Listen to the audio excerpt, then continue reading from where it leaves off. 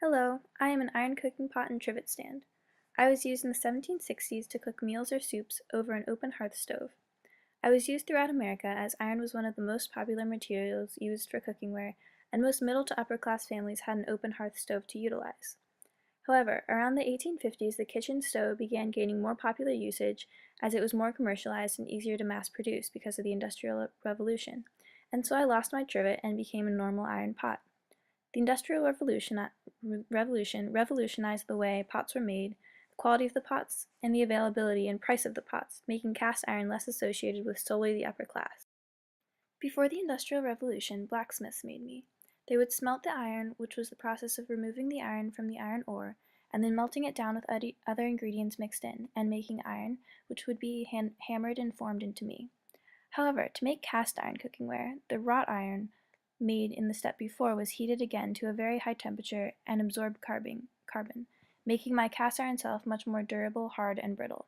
This cast iron version of me was more expensive than the normal me and was more associated with the upper class, whereas the lower classes usually utilized normal iron pots.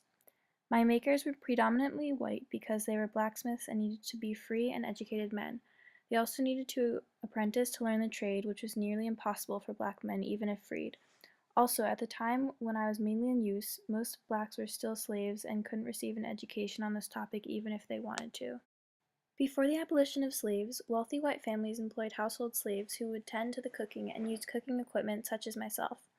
However, if a family didn't have slaves, usually the mother would cook and sometimes the children.